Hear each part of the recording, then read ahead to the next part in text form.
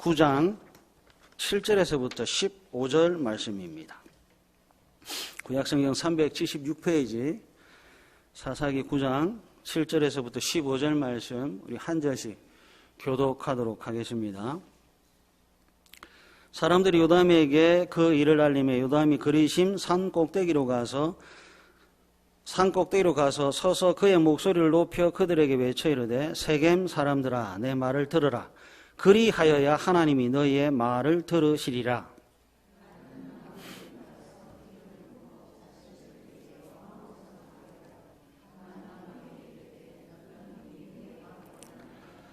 감람나무가 그들에게 이르되 내게 있는 나의 기름은 하나님과 사람을 영화롭게 하나니 내가 어찌 그것을 버리고 가서 나무들 위에 우쭐대리요 한지라.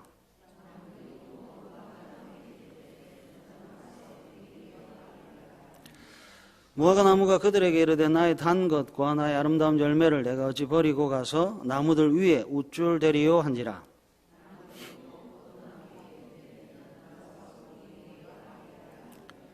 포도나무가 그들에게 이르되 하나님과 사람을 기쁘게 하는데 포도주를 내가 어찌 버리고 가서 나무들 위에 우쭐대리요 한지라.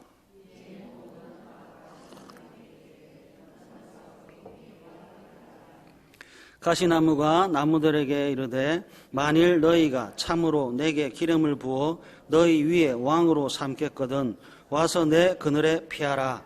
그래야지 아니하면 불이 가시나무에서 나와서 레바논의 백향목을 살할 것이니라 하였느니라. 아멘. 오늘은 이렇게 한번 시작해 보겠습니다. 사람은 하고 싶은 것과 해야 할 것을 구분할 줄 알아야 합니다. 사람은 노력해야 할 것과 순종해야 할 것을 구분할 줄 알아야 합니다. 하고 싶은 것과 해야 할 것을 구별, 노력해야 할 것과 순종해야 할 것을 구분해야 합니다. 사사기를 살펴보고 있어요. 사사기를 대표하는 문구가 사사기 21장 25절 그때에 이스라엘의 왕이 없으므로 사람이 각기 자기의 속에는 옳은 대로 행하였더라. 사사기는 순종해야 할 것을 잃어버린 시대입니다. 사사기는 해야 할 것을 잃어버린 시대입니다. 하고 싶은 것들은 각자 알아서 다 합니다. 그러나 해야 할 것과 순종해야 할 강령을 상실했습니다. 가슴속에 불타오르는 하고 싶은 것 때문에 하나님을 사랑하지 않아요. 가슴속에 바라고 원하고 기뻐하는 것 때문에 이웃을 사랑하지 않아요. 가슴속에 자기애가 넘쳐나고 자기 만족을 위한 자기 중심성이 가득한 인본주의가 사사시대입니다. 그 중앙에 여룻바알이 탁 등장했었습니다. 자기애가 가득한 자기 중심이 가득한 곳에 아비멜렉이 탁 등장했습니다. 하나님께서 자기 소견에 옳은 것을 하는 시대의 중앙에 바알과 다투는 자를 세우셨고 하나님은 나의 왕입니다 라고 하는 이름을 가진 두 사람을 탁 등장시켰습니다. 왜 등장시켰지요? 온통 틀린 세상 속에서 옳은 사람 한 명 정도는 있었으면 하는 하나님의 소망이자 하나님의 기대입니다. 모두가 틀리게 사는 거예요. 그래서 하나님 그 중에서 옳은 사람 한 명 정도는 있었으면 좋겠나 하는 겁니다. 그런데 아비멜렉이 그 이름의 뜻대로 살지를 않아요. 여룻바알이 아니라 바알브릿, 바알과 언약을 세우는 자로 살아갑니다. 왜 이렇지요? 왜 여룻바알의 아들인 아비멜렉이 살인자가 됐고 고통을 주는 자가 되어버렸습니까? 사람은 해야 할 것과 하고 싶은 것을 구분할 줄 알아야 되고 사람은 노력해야 할 것과 순종해야 할 것을 구별할 줄 알아야 하는데 이게 안 하는 겁니다. 순종부터 해야 되는데 하고 싶은 것만 하려고 하니까 문제인 겁니다. 아비멜렉의 중심에서 왕이 되려고 하는 마음이 앞서고 있어요. 왕이 되고 싶다. 왕이 되고 싶다. 왕이라고 하는 꿈을 이루려고 보는데 가만히 보니까 하나님은 별로 도움이 안 됩니다. 왜 도움이 안 되는지 아세요? 하나님께서 아비멜렉의 마음과 영혼과 귀에 살인하지 말라. 도둑질하지 말라. 내 이웃의 집을 탐내지 말라. 아비멜렉의 가슴 속에 왕이 되려면 살인해야 됩니다. 도둑질해야 됩니다. 탐내는 마음이 가득 차야 합니다. 왕이 되려고 하는데 하나님은 살인하지 말라고, 도둑질하지 말라고, 하나님은 내 이웃의 집을 탐내지 말라라고 하니까 하나님은 아비멜렉의 꿈을 이루는 사람뿐이 아니라 아비멜렉의 꿈을 꺾어버리는, 아비멜렉에 있어서는 쓸모없는 신이 되어버리는 거죠. 그리고 가만히 보니까 바알브릿을 보는 거예요. 바알브릿은 이 가슴 속에 불타오르는 왕이라고 하는 꿈을 성취시킬 수 있는 도움이 되는 우상인 겁니다. 그래서 하나님을 버리고 여룻바알이라고 하는 것을 버리고 바알브릿이 된 거예요. 그랬더니 4절 물질이 생깁니다. 그뿐만 아니라 4절 함께할 사람들이 생겼습니다. 아비멜렉과 함께하는 사람들은 아비멜렉을 왕으로 만들 킹메이커입니다. 그러나 성경은 아비멜렉과 함께하는 사람들을 가리켜 4절에 방탕하고 경박한 사람들이라 합니다.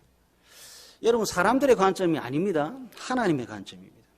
사람의 관점이 아니라 하나님의 관점으로 성경이 쓰여졌고, 하나님의 관점에서 본 아비멜렉은 훌륭한 성공한 왕이 아니라 불량배입니다. 아비멜렉과 함께하는 사람들도 하나님의 입장에서는 불량배임에 마찬가지입니다. 모르겠어요. 사람들은 아비멜렉을 위대하다 할지 모르겠습니다.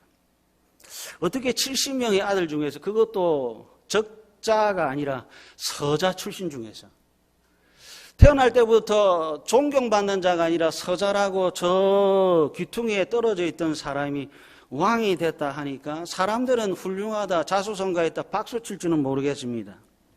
아비멜렉과 함께하는 사람들도 아비멜렉이라고 하는 서자를 왕으로 세웠으니까 참 훌륭한 킹메이커라고 박수 칠지 모르겠습니다. 그러나 여러분, 하나님은 아비멜렉을 향해서도, 아비멜렉과 함께하는 사람을 향해서도 경박하다.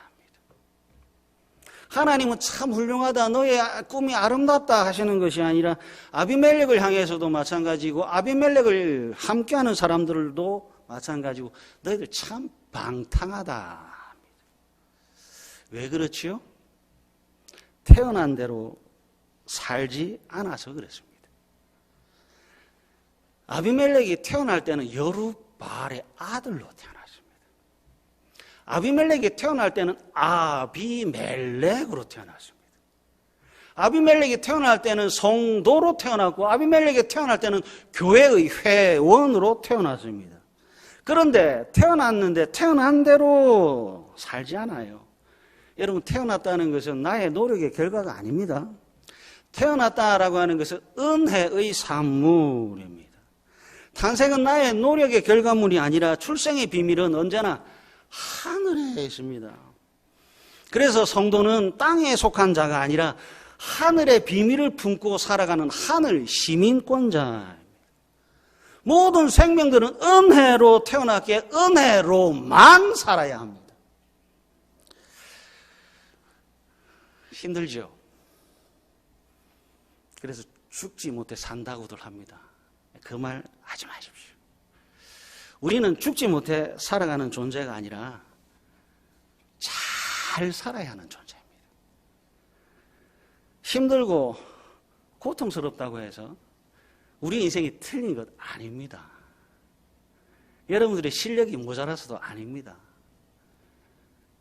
세상이 하나님을 미워한 것처럼 세상은 교회와 성도를 박해합니다. 여러분들은 아무 잘못도 없습니다. 그래서 여러분, 힘든 것은 내가 성도라고 하는 증거입니다. 그래서 여러분들은 죽지 못해 사는 것이 아니라 잘 살아야 되는 하나님의 은혜들입니다. 그래서 저는 이런 질문들을 하고 싶어요. 어떻게 사는 것이 잘 사는 겁니까? 진짜 어떻게 사는 것이 잘 사는 거지요? 아비멜렉처럼 살면 잘 사는 겁니까? 아니요. 아비멜렉이 불량배로 부르는 이유는요, 그가 꿈을 이루지 못했거나 소망과 원하는 바를 이루지 못해서가 아니라 하나님께서 부르신 소명대로 살지 않았고 하나님께서 주신 사명대로 살지 않아서 그렇습니다. 아비멜렉이 그 이름대로 하나님은 나의 왕이십니다 라고 하는 목적지를 위해 살지 않았고, 여룻바알 바알과 다투는 자로 살지 않아서 하나님으로부터 경박하다. 하나님의 방식이 아니에요. 세상의 방식으로 인생을 살아갑니다. 하나님 안에서 내 인생을 살아가야 하는데, 하나님 바깥에서 남들이 어떻게 살아가는가를 주목하는 거예요. 하나님 안에서 내 인생을 살아가야 하는데, 하나님 바깥에서 남의 인생들을 두루두루 바라보며, 아, 저 인생 예쁘다, 저 인생 아름답다, 저 인생 멋지다고 하면서 그 인생과 내 인생을 비교하며 살아가는 거예요. 해야 할 것과 순종해야 할 것을 상실하고요, 가슴속에 하고 싶은 것만 부지런히 쫓아갑니다. 그랬더니 하나님께서, 야, 너 인생 참 경박하다, 너 인생 참 방탕하다. 하나님 안에서입니다.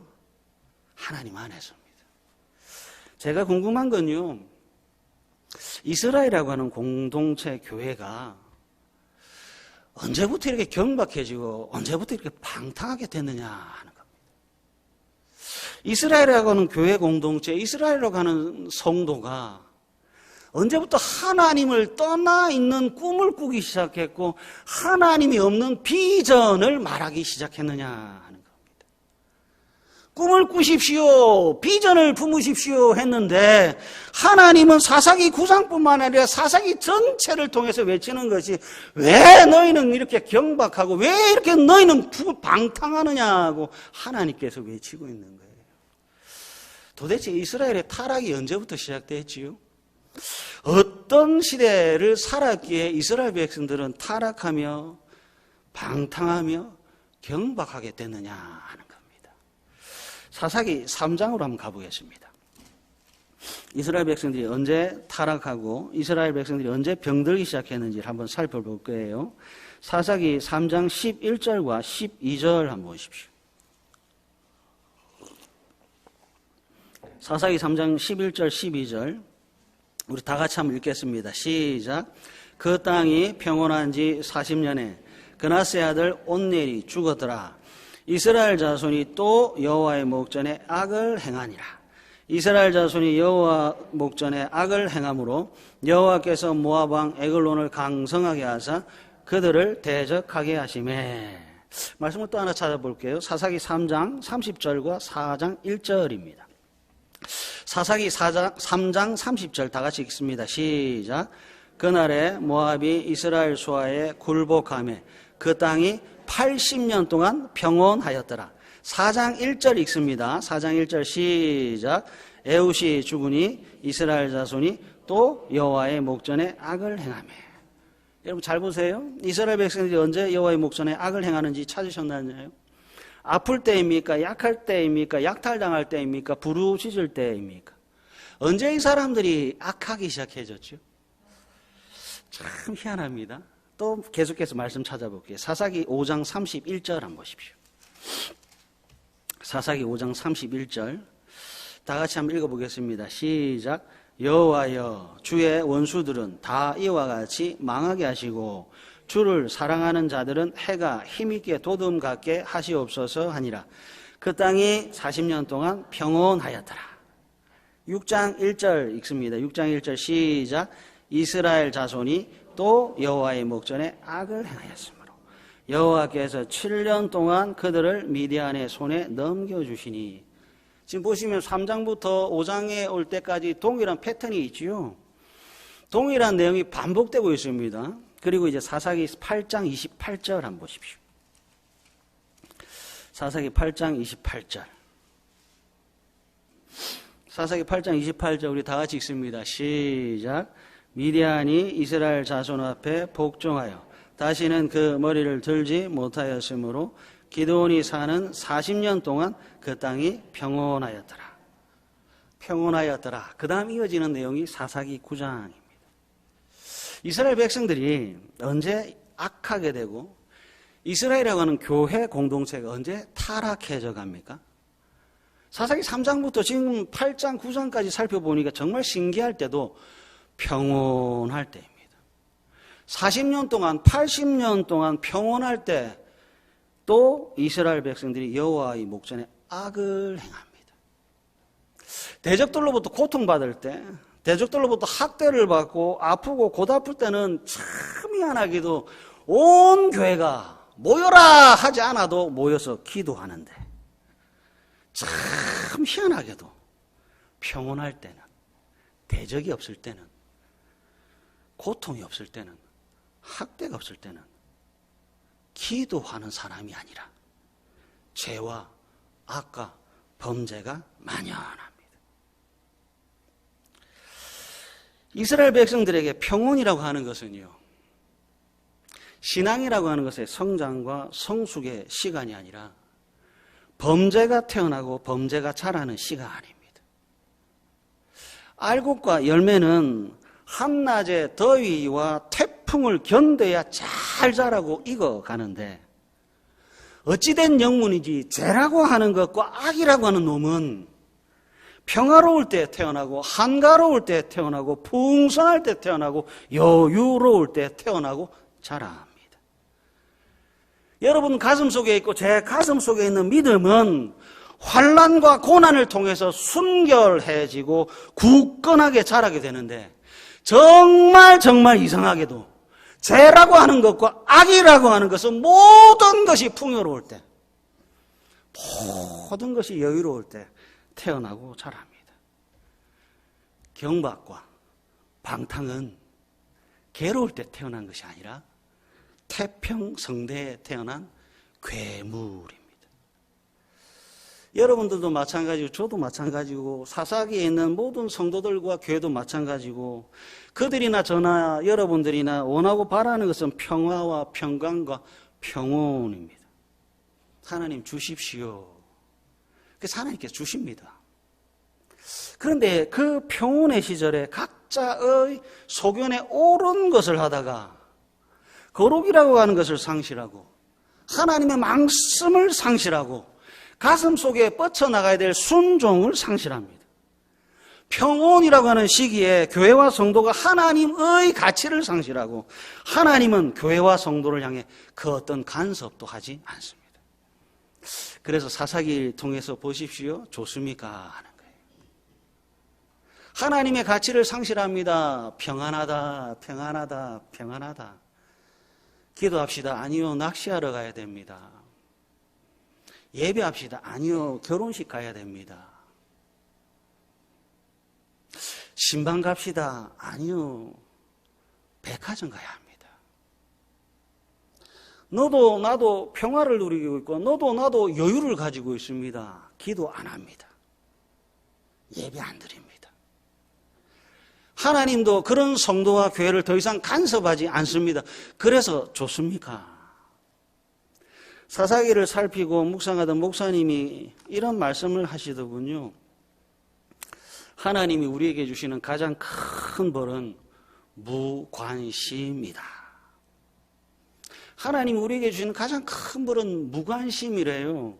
예배를 드리지 않고 기도를 드리지 않아도 아무 일이 나에게 일어나지 않는다면,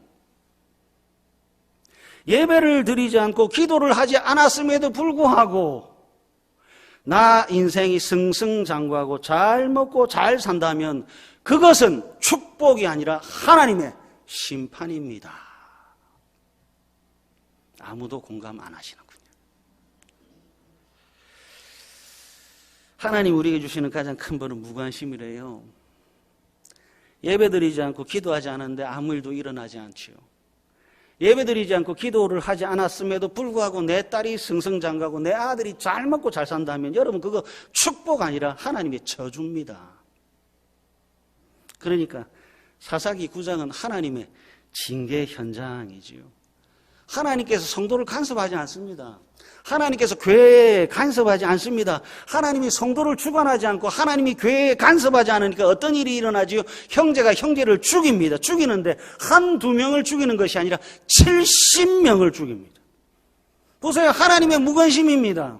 하나님이 성도들을 간섭하지 않습니다. 하나님이 교회를 향하여 회개하라 하지 않습니다.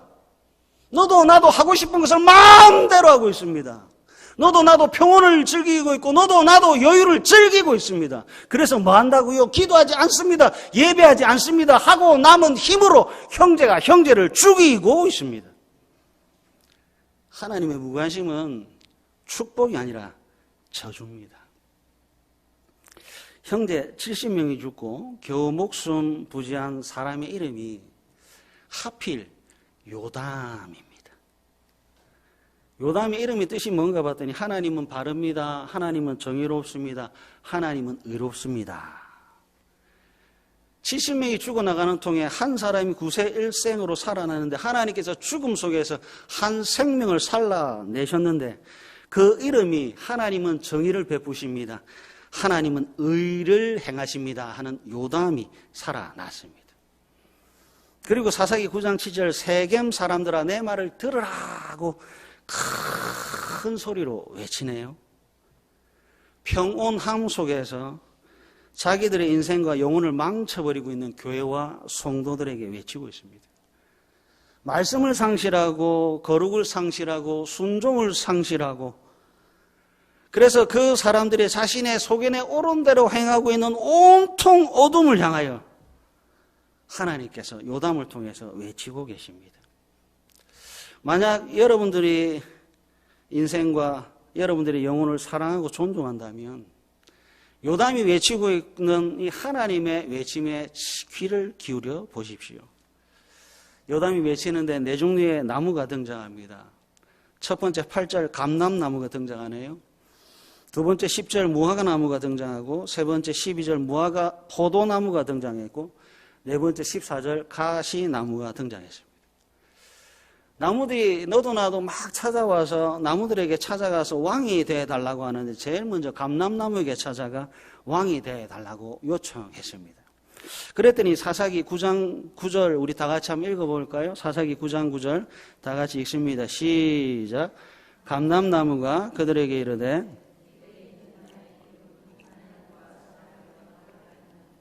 내가 어찌 그것을 버리고 가서 나무들 위에 우쭐대리요 한지라. 이번에는 나무들이 무화과 나무를 찾아갔습니다.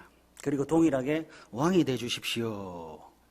그랬더니 무화과 나무가 대답합니다. 11절 우리 다 같이 읽습니다. 시작. 무화과 나무가 그들에게 이르되 나의 단 것과 나의 아름다운 열매를 내가 어찌 버리고 가서 나무들 위에 우쭐대리요 한지라. 첫 번째 대답과 두 번째 대답, 감람나무의 대답과 무화과 나무의 대답에 공통점이 있습니다. 계속해서 세 번째로 계속해서 거절당하니까 세 번째 나무들이 포도나무에게 찾아가서 우리들의 왕이 되어 주십시오 했습니다. 그랬더니 13절 포도나무가 대답을 하지요. 포도나무가 그들에게 이르되 하나님과 사람을 기쁘게 하는데 포도주를 내가 어찌 버리고 가서 나무들 위에 우쭐대리요 한지라. 보세요. 감람나무, 무화과나무, 포도나무의 공통점이 있습니다. 두 가지의 공통점이 있어요. 하나는 저는 나무들 위에 우쭐대지 않겠습니다. 그리고 또 하나의 공통점은 왕이 되는 것보다 우쭐대는 것보다도 나에게 훨씬 더 중요한 것이 있다라고 하는 것을 나무들에게 성도들에게 교회들에게 가르쳐 줍니다. 무화과나무, 포도나무, 감람나무 무엇을 중요하게 생각하는가 봤더니 열매를 맺어야 되는데요. 왜 열매를 맺어야 되느냐 물어봤더니 제 열매로 하나님을 기쁘시게 할 겁니다. 열매를 맺어야 되는데요. 그래서 그것을 무엇을 할 것입니까? 물어보니까 이 나무들이 하는 말이 하나님을 기쁘시게 할 겁니다. 사람들을 기쁘게 할 겁니다. 당신에게 열매를 맺는 것이 어떤 의미입니까? 저에게 열매를 맺는 것은 왕이 되는 것보다도 훨씬 더 영광스럽고 하나님을 영화롭게 하는 것이 나무들의 왕이 되는 것보다도 나무들 위에서 우쭐대는 것보다도 훨씬 더 가치 있다고 외치고 있는 거죠. 여러분 보십시오. 하고 싶은 것이 있고 해야 할 것이 있지 않습니까? 분명히 그렇잖아요. 가시나무의 비극이 뭔지 아십니까? 열매가 없습니다. 가시는 얼마나 크고 대단한지는 모르겠지만 이 가시나무에게는 열매가 없습니다. 하고 싶은 것, 되고 싶은 것은 있는데 가시나무에게는 순종해야 할 것이 없습니다. 무엇을 순종해야 될지 모르면서 힘은 가지고 싶은 거예요. 해야 될 것은 무엇인지 모르고 왕은 되고 싶고 우쭐대고는 싶은 거예요. 감람나무, 무화과나무, 포도나무는 가시나무에게는 없는 여기 고귀한 지식이 있습니다. 감람나무, 무화과나무, 포도나무는 자신이 누구인지를 알아요. 내가 무엇을 해야 하는지 알아요. 그러나 가시나무는 몰라요.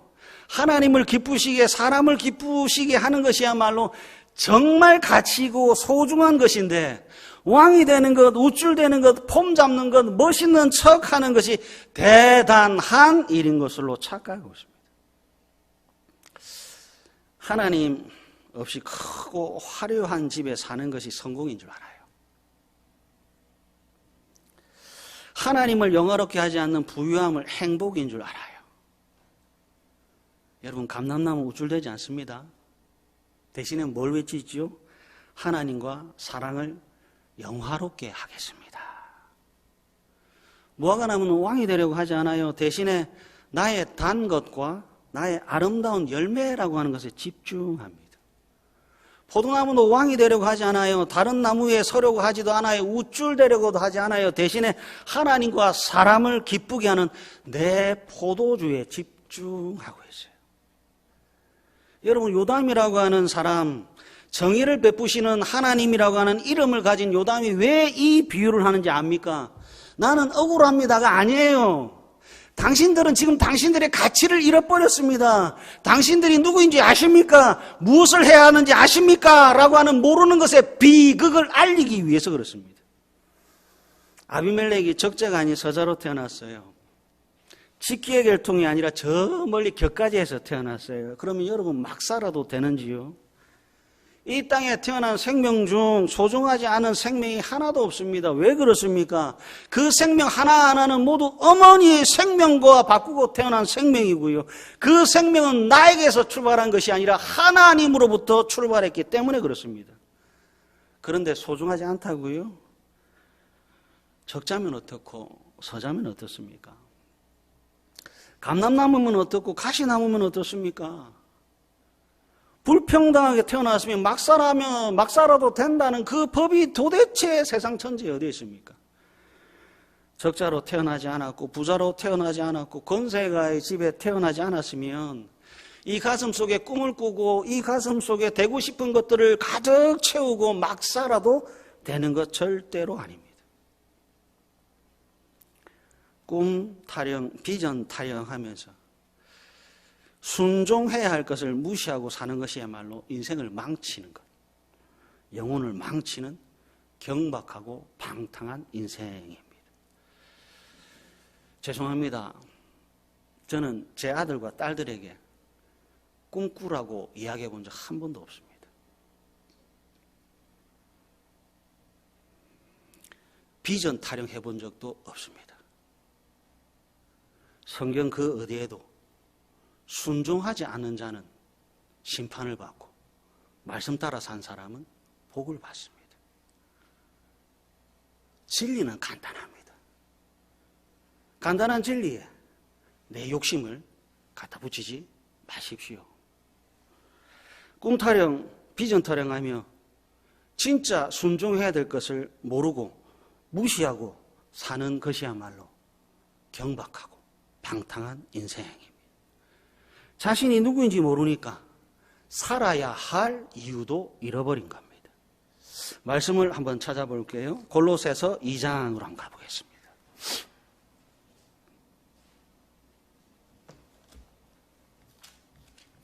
골로새서 2장 12절에서부터 15절 말씀입니다. 신약성경 325페이지입니다. 신약성경 325페이지 골로새서 3장 12절부터 15절 말씀 한번 찬찬히 보겠습니다.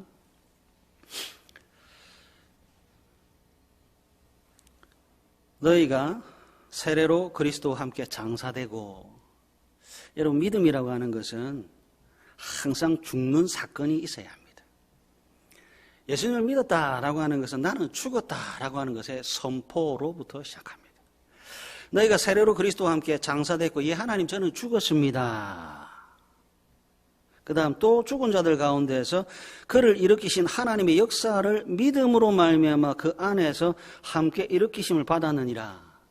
믿음이라고 하는 것은 항상 죽는 사건으로 출발했습니다. 죽는 사건이 있는 사람은 반드시 믿음으로 또 살아나는 사건도 있어야 됩니다. 나는 죽었습니다. 그리고 나는 살아났습니다.